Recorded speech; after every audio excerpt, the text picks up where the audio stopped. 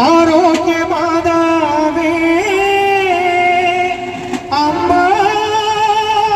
உன்னை அருங்கரங்கள் உலகை அழக துடிப்பது போ உன்னை திருக்கொடித வாடிலே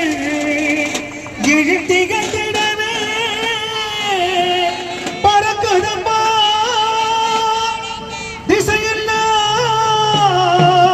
மக்களை வருக வருகவென அழைக்குதம்மா